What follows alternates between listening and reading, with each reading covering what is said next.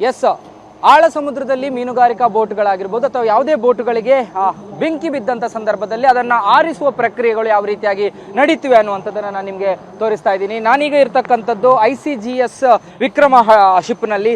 ಈ ಒಂದು ಶಿಪ್ನ ಮೂಲಕ ICGS ವಿಕ್ರಮ ಶಿಪ್ನ ಮೂಲಕ ಸಮುದ್ರದ ಮಧ್ಯಭಾಗದಲ್ಲಿ ಯಾವುದಾದ್ರೂ ಬೋಟ್ಗಳಿಗೆ ನೀರು ಬಿದ್ದರೆ, ಯಾವುದಾದ್ರೂ ಬೋಟ್ಗಳಿಗೆ ಬೆಂಕಿ ಬಿದ್ದಂಥ ಸಂದರ್ಭದಲ್ಲಿ ಈ ರೀತಿಯಾಗಿ ನೀರನ್ನು ಅವರು ಸ್ಪ್ರೇ ಮಾಡ್ತಾರೆ. ಇದು ICGS ವಿಕ್ರಮದಿಂದಲೇ ಹೊರಹೊಮ್ತಾ ಇರುವಂತಹ ನೀರು. ಸಮುದ್ರದ ನೀರನ್ನೇ ಬಹುತೇಕವಾಗಿ ಪಂಪ್ ಮಾಡಿ, ಅಡಿಷನಲ್ ಆಗಿ ಪಂಪ್ ಮಾಡಿ ಅದನ್ನು ಒಂದು ಬೋಟ್ಗಳಿಗೆ ಬೆಂಕಿಯನ್ನು ಆರಿಸುವಂಥ ಪ್ರಕ್ರಿಯೆಗಳು, ಬೆಂಕಿಯನ್ನು ಆರಿಸುವಂಥ ಕೆಲಸಗಳಲ್ಲಿ ಈ ರೀತಿಯಾಗಿ ನಡೆಸಲಾಗ್ತಾ ಇದೆ. ಅದರ ಅಣುಕು ಕಾರ್ಯಾಚರಣೆ ಮತ್ತೊಂದು ಪಾರ್ಟ್ ಕೂಡ ನೀವು ನೋಡ್ಬೋದು. ಇಲ್ಲಿ ಒಂದು ಎಕ್ಸಾಕ್ಟ್ ಆಗಿ ಮೀನುಗಾರಿಕಾ ಬೋಟಿನ ಮಾದರಿಯಲ್ಲಿ ಒಂದು ಬೋಟನ್ನು ಮಾಡಿರುವಂಥದ್ದು.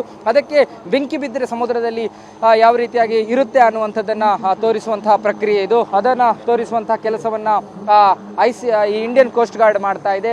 ಆ ಬೆಂಕಿ ಬಿದ್ದ ಬೋಟ್ನ ಸನಿಹಕ್ಕೆ, ಬಹಳ ಸನಿಹಕ್ಕೆ ಈ ರೀತಿಯಾದಂಥ ದೊಡ್ಡ ದೊಡ್ಡ ಶಿಪ್ಗಳಿಗೆ ಹೋಗೋದಕ್ಕೆ ಸಾಧ್ಯ ಆಗೋದಿಲ್ಲ. ಆದರೂ ಕೂಡ ಆ ಬೆಂಕಿಯನ್ನು ನಂದಿಸುವಂಥ ಪ್ರಕ್ರಿಯೆಯಲ್ಲಿ ಇದು ಬಹಳ ಒಂದು ಇಂಪಾರ್ಟೆಂಟ್ ಆದ ಕೆಲಸ, ಇಂಪಾರ್ಟೆಂಟ್ ಆದ ಕಾರ್ಯ ಕೂಡ ಹೌದು. ಹಾಗಾಗಿ ಅಲ್ಲಿ ಬೆಂಕಿ ಬಿದ್ದಂಥ ರೀತಿಯಲ್ಲಿ ನಮಗೆ ಅದನ್ನು ಅರ್ಥ ಮಾಡ್ಕೊಳ್ಳೋಕೆ ರೀತಿಯಲ್ಲಿ ಕಾರಣಕ್ಕೋಸ್ಕರ ಅದರಲ್ಲಿ ಒಂದು ಬಣ್ಣದ ಹೊಗೆಯನ್ನು ಹಾಕಿದ್ದಾರೆ. ಬಣ್ಣದ ಹೊಗೆ ಈ ಅಣುಕು ಕಾರ್ಯಾಚರಣೆಯ ಪ್ರಕಾರ ಒಂದು ಬೋಟ್ಗೆ ಬೆಂಕಿ ಬಿದ್ದರೆ ಆ ಸಿಚುವೇಶನ್ ಯಾವ ರೀತಿಯಾಗಿರುತ್ತೆ ಅನ್ನುವಂಥದ್ದನ್ನು ತೋರಿಸುವಂಥ ಪ್ರಕ್ರಿಯೆ ನೋಡ್ಬೋದು ನೀವು. ಬಹಳ ಆಳ ಸಮುದ್ರದ ಸುತ್ತಮುತ್ತ ಆಗಾಗಲೇ ಹೆಲಿಕಾಪ್ಟರ್ ಕಾರ್ಯಾಚರಣೆಗಳ ಮೂಲಕ ಕೆಲವೊಮ್ಮೆ ಕಾರ್ಯಾಚರಣೆಗಳನ್ನು ನಡೆಸುವಂಥದ್ದು ಮಾಡ್ತಾರೆ. ಅದರ ಜೊತೆಗೆ ಬೇರೆ ಬೇರೆ ರೀತಿಯಲ್ಲಿ ಮಾಡ್ತಾರೆ. ಆದರೆ ಇಷ್ಟು ಫೋರ್ಸಬಲ್ ಆಗಿ ಒಂದು ನೀರನ್ನು ಚಿಮುಕಿಸುವಂಥದ್ದು ಮತ್ತು ಅದರಲ್ಲಿರುವಂಥವರ ರಕ್ಷಣಾ ಕಾರ್ಯಾಚರಣೆ ಎಲ್ಲ ಆದ ಮೇಲೆ, ಕೆಲವೊಮ್ಮೆ ರಕ್ಷಣಾ ಕಾರ್ಯಾಚರಣೆಗಳು ಸಾಧ್ಯ ಆಗೋದಿಲ್ಲ.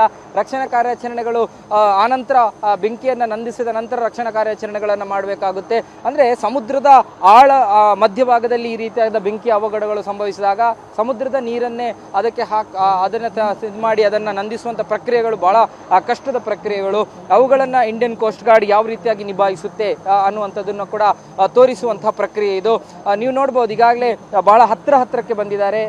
ಆಗ ಆ ಒಂದು ಏನು ಬೋಟ್ ಏನಿತ್ತು, ಆ ಬೋಟ್ ಬಹಳ ದೂರದಲ್ಲಿತ್ತು. ಇದನ್ನು ನಾವು ಮೀನುಗಾರಿಕಾ ಬೋಟ್ ಅಂತ ಕನ್ಸಿಡರ್ ಮಾಡಬೇಕು.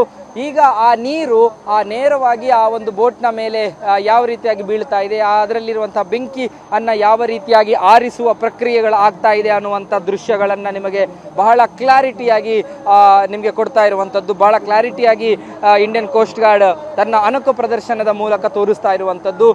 ಕಂಪ್ಲೀಟ್ ಆಗಿ ಆ ಬೆಂಕಿಯನ್ನ ಆರಿಸುವಂಥ ಪ್ರಕ್ರಿಯೆ ಪೂರ್ಣಗೊಂಡಿದೆ. ಬೆಂಕಿಯನ್ನು ಆರಿಸುವಂಥ ಪ್ರಕ್ರಿಯೆ ಬಹುತೇಕವಾಗಿ ಪೂರ್ಣಗೊಂಡಿರುವಂಥದ್ದು.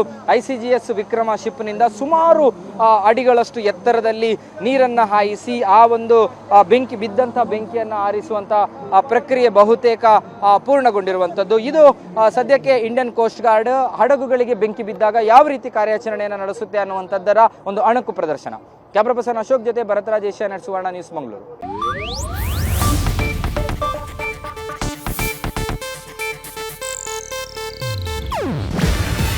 ಇದು ಏಷ್ಯಾನೆಟ್ ನ್ಯೂಸ್ ನೆಟ್ವರ್ಕ್ ಪ್ರಸ್ತುತಿ. ನೀವು ನೋಡ್ತಿದ್ದೀರಾ ಏಷ್ಯಾನೆಟ್ ಸುವರ್ಣ ನ್ಯೂಸ್.